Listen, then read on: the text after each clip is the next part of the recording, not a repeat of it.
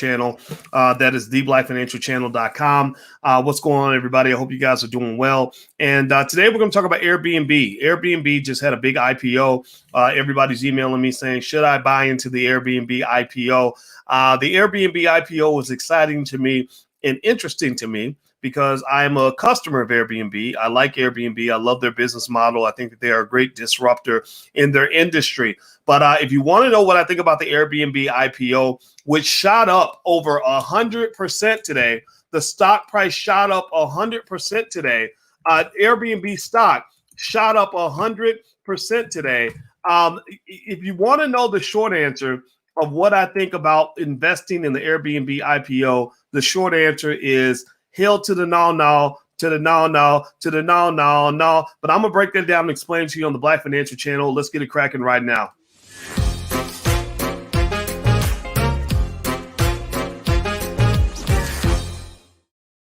Hey, what's going on, guys? Welcome to the Black Financial Channel. That's theblackfinancialchannel.com. As you guys know, we cover financial news and commentary every single day, several times a day, from a Black perspective. We keep it all Black, 100% Black.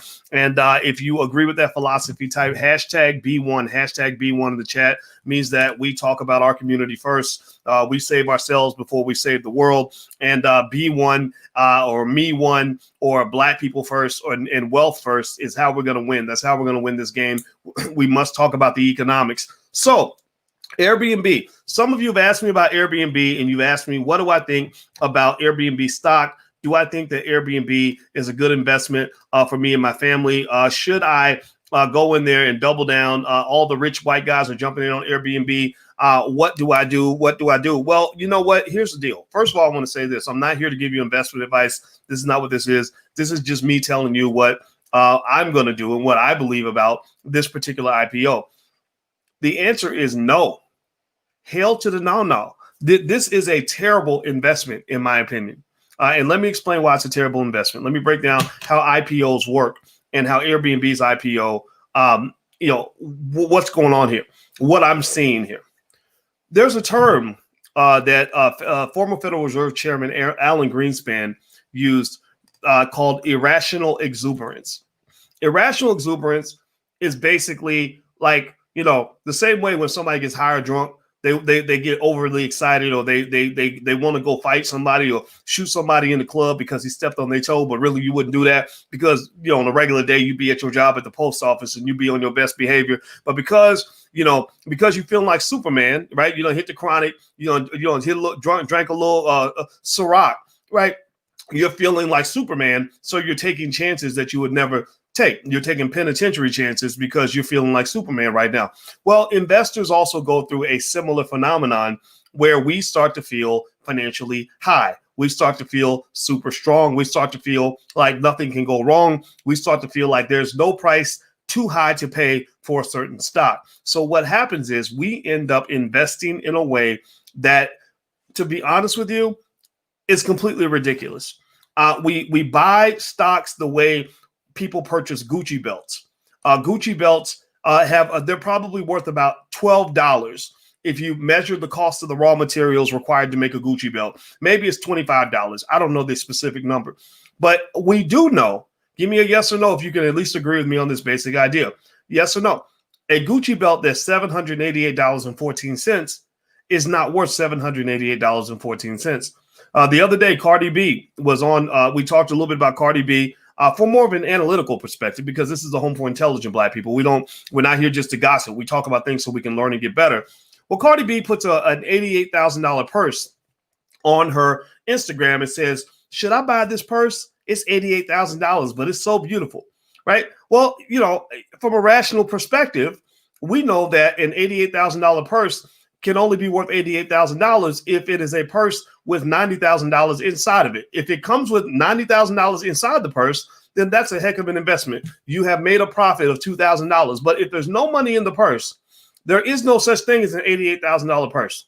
$88,000 purses with an intrinsic value of $88,000 exist about as much as the Tooth Fairy.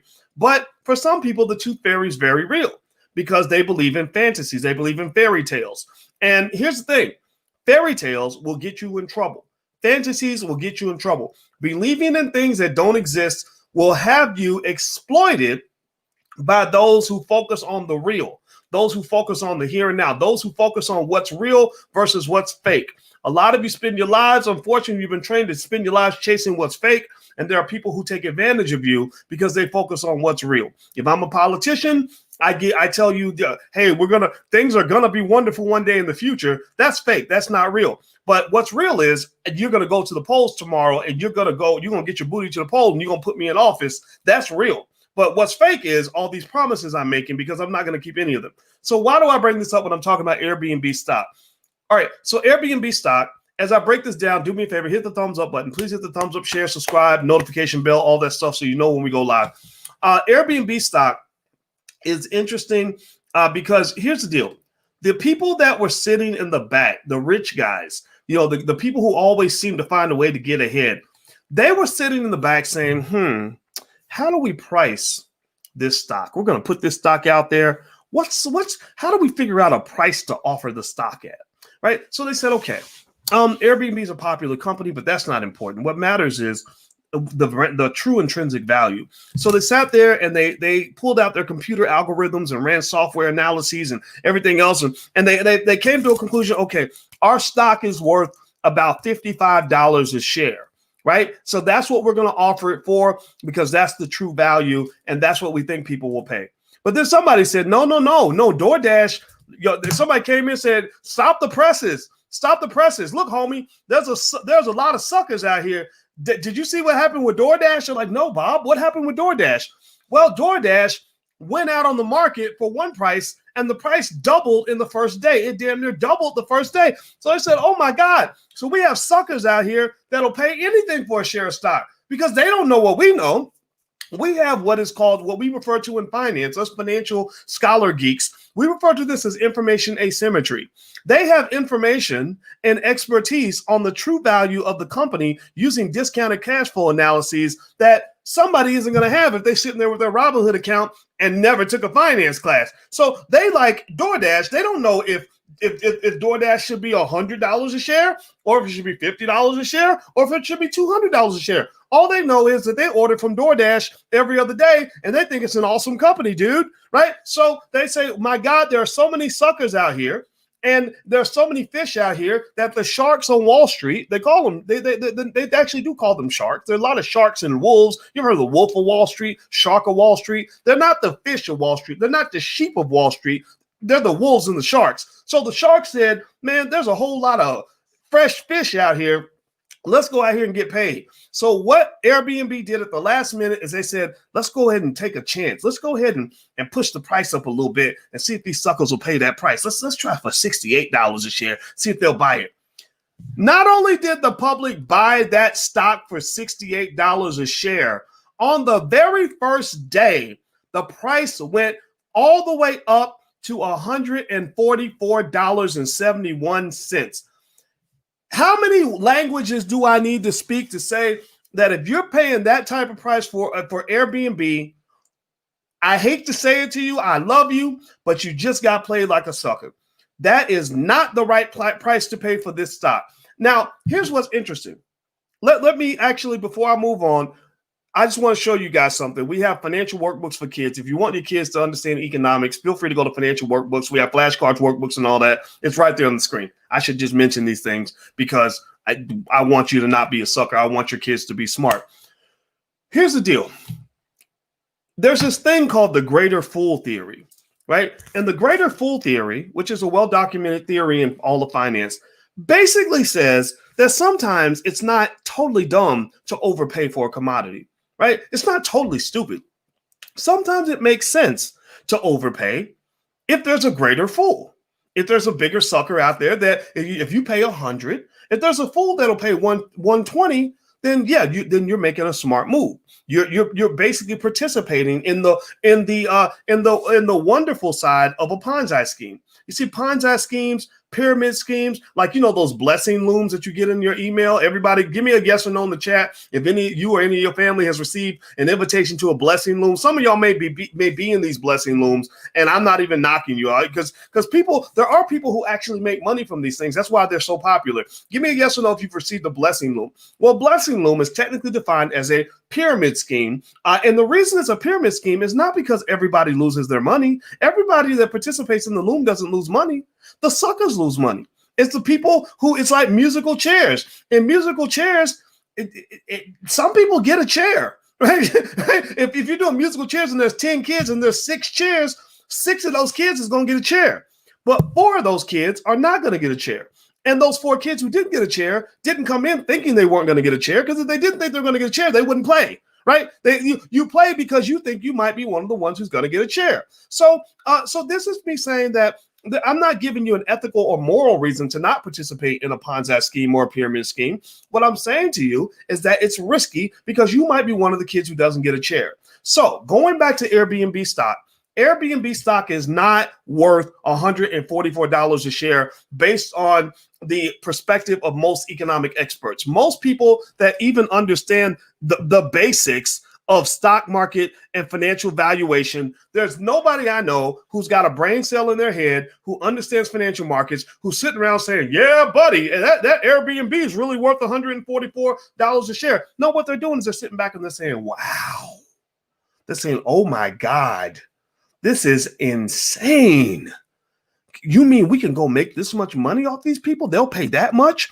So now other companies are getting locked and loaded. Elon Musk is going to start issuing shares because he's looking at Tesla stock and he ain't telling nobody, but he's thinking, I think you might be overstating or overestimating my magical economic abilities, right? So he's going to start issuing shares, a few million shares here and there from time to time, as he mentioned in his most recent financial filing. Everybody's looking to take advantage. The sharks on Wall Street are looking for opportunities to take advantage of the fish. And right now, the sea is full of fish, full of Robin Hood traders, young people in particular. Not that you're stupid. You're not stupid. If you're listening to me, you ain't stupid. But a lot of people don't listen to me, and that's okay. I don't even want them here if they're stupid. And they're basically saying, okay, these people will pay anything for a stock. They don't care what the fundamental value of the company is. They will pay anything. And that's okay if there's a bigger fool, right? So if the stock goes up to 200 and you bought it 144, then God bless you. Merry Christmas. Happy Hanukkah, right? The players, the major players on Wall Street, the sharks, they didn't pay 144. They were able to get in and hook up with their cronies on Wall Street and say, hey, man, get me in on that Airbnb IPO, because I hear there's a lot of suckers out here that'll pay any price for that. Can I get into 68? Well, you know, Bob, since you're one of our prize customers, we'll get you in on this Airbnb deal, because we know that the suckers are going to pay a higher price. And you can instantly dump your stock once it hits 100. And guess what? Bob drops $1 million and Bob flips his million into 3 or 4 million and doesn't even stick around to see how the story ends. He doesn't care, right? Because he got out of the game, right? Just like, you know, dope dealers. You know how dope dealers always say they're going to get out the game and they never do. And then one day they end up dead or in jail. And you could have told them, right? Anybody who's been in the streets knows how it ends. The story always ends the same way. Dead or in jail almost all the time, right? But for some reason, they don't understand that. But if you're a smart dope dealer, maybe you get in, you make your money, and you get out the game, and you go legit. And then you can say, you go to Vlad TV or something and say, yeah, I back in the day, I used to be affiliated. Well, don't go to Vlad, because I think he's telling on people. I don't know. The guys are getting indicted from going on Vlad TV, so maybe that's a bad example. But the smart ones get out of the game. So what I'm saying to you is that what's happening right now with Airbnb stock is that they're making big money from the suckers because the smart people are getting out of the game fast. They're making a quick dollar. I mean, think about this. I want you to understand what's happened here, right? Imagine if you could buy a house tomorrow for $68,000 and then tomorrow the house is worth $144,000. How many of you would take that deal? Give me a yes or no. How many of you would take that deal? And give me a yes or no. And how many of you would take the deal if you knew that it was guaranteed money? You see, risk is an interesting thing. I studied under a guy at Ohio State University called Renee Stoltz, and he's one of the world's leading experts on risk management. To this day, he's the highest paid faculty member in the entire campus, other than I think maybe somebody in medical school makes more money than him, but he's the highest paid guy. He's always been the highest paid for 25 years because he's a bad boy when it comes to risk. I used to proofread his textbooks when he was putting out textbooks. And the thing about risk that's really interesting is that risk is something that is almost philosophical, right? It's philosophical in the sense that it's based on this thing called probability. And so risk is something where there are some people who take a risk where they say, I'm going to roll the dice. It's a 50-50. I might make money. I might not. That's a legitimate risk. But then there are some people who give you the impression that they're taking a risk when they're taking no risk at all, right? Because they don't have to worry about whether or not the game's going to work in their favor because they know that the game is rigged. If I know that you and I are about to take the same risk, right, and we're about to roll a dice that has a 50-50 chance of being heads or being, or not 50-50, but you know what I mean, flip a coin that supposedly has a 50-50 chance of being heads or tails, and I know it's a rigged coin, then I can give you the impression that you're taking a risk. I'm taking no risk at all. So if I am one of the insiders and I'm one of the cronies of the Wall Street firm that's releasing this Airbnb IPO at $68 a share, then you're taking risk. I don't take risk. You see, wealthy people get to the point where because they have information, because they have certain access, because they understand market dynamics, because they are more prepared in certain areas, they can go into situations where they don't take any risk at all. And you don't even have to be an insider to know this. If I can tell you this, look, I don't have any buddies on Wall Street. I got former students that are on Wall Street and all that, but I don't have a lot of friends. But even sitting where I am right now, if someone called me and said, hey, Dr. Boyce, would you like to get on this Airbnb IPO? I would have said absolutely, because I saw what happened with DoorDash. There's suckers out here paying insane amounts of money. If you get me in on this deal, that's just like you handing me money. That's just like you printing money for me. So basically, here's what I'm going to say about Airbnb and the IPO. And before I move on, if you could, please do me a favor really quick. Hit the thumbs up button. Whatever platform you're on, we're building Black media so we can have Black conversations. Hit the thumbs up button. Please share this video. Hit the notification bell and make sure you subscribe to whatever channel you're on. If you're on Facebook, please share. If you're on YouTube, please hit the notification bell, subscribe, all that. That's really important. I think we provide great information here. And also, I should let you guys know that we're having the Black Real Estate Weekend. If you're interested in real estate, we're doing the Black Real Estate Weekend on the weekend of the 19th. We're going to have a whole pile of real estate experts that know about every aspect of real estate, everything from not just buying your first home, but multifamily property like Julian Gordon. We got people that understand tax lien, selling, all this, anything you want to know about how to become a real estate agent, how to be a better real estate agent. We're having panel discussions, nothing but real estate the entire weekend. So if you go to blackrealestateweekend.com, you can sign up. It starts on the 19th. So it's blackrealestateweekend.com. There's the URL on the screen.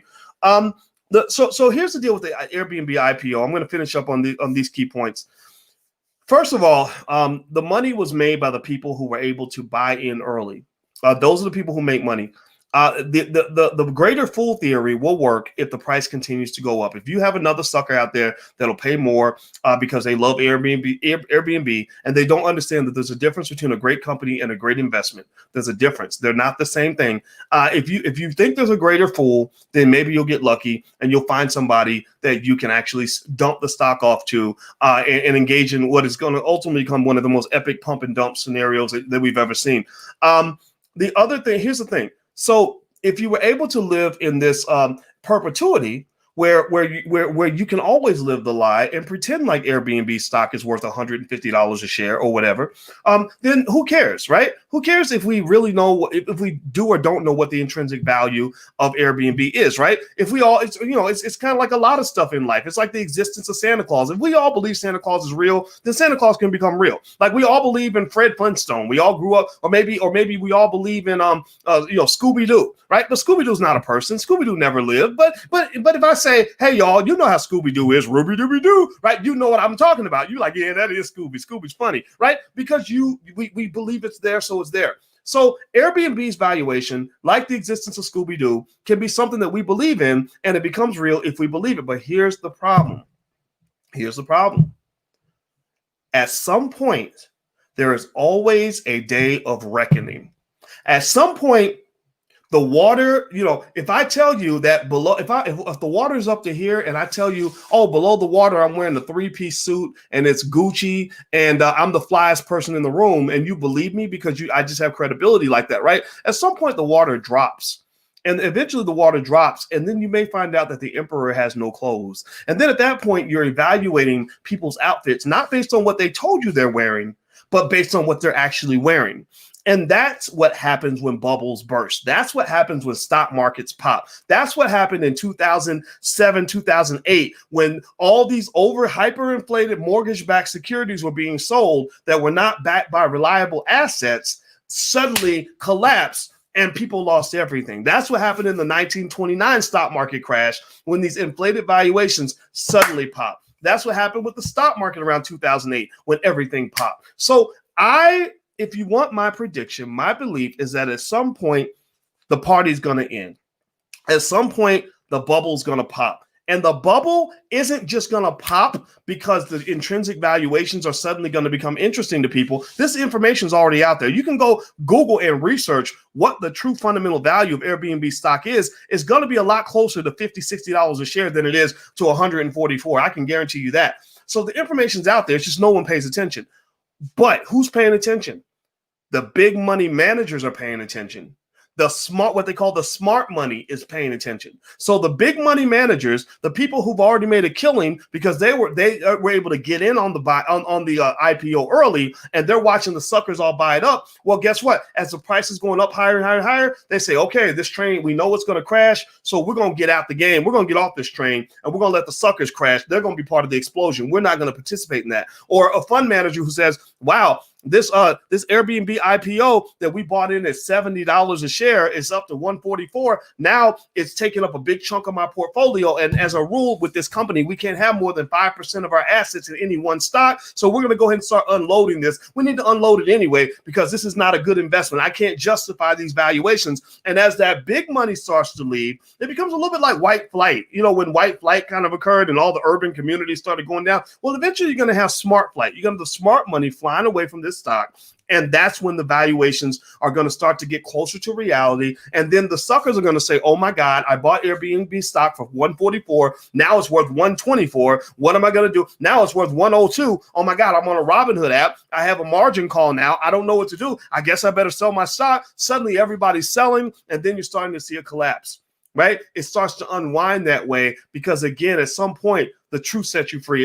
Eventually, the truth emerges about what a company's really worth. So I'm just here to tell you right now, maybe I'm your financial pastor right now, and I'm just here to tell you what Jesus showed me over the mountaintop, that this stock is not worth what it is. So when you hear one day, when you read the headline that says Airbnb stock plummets, I want you to remember this conversation and just know that we did have this talk. Right? This is very predictable. You are living in the middle of a really strange economic bubble. I don't know when it's going to pop. I'm not saying don't invest. I'm just telling you that Airbnb to me is almost like a prototype for what is going to happen. It's like symbolic almost. It affects me emotionally because I'm emotionally tied to this stuff. All right. So anyway, I'm going to go. Some of you asked about the shirt. Yeah, Dame Dash, he has this brand.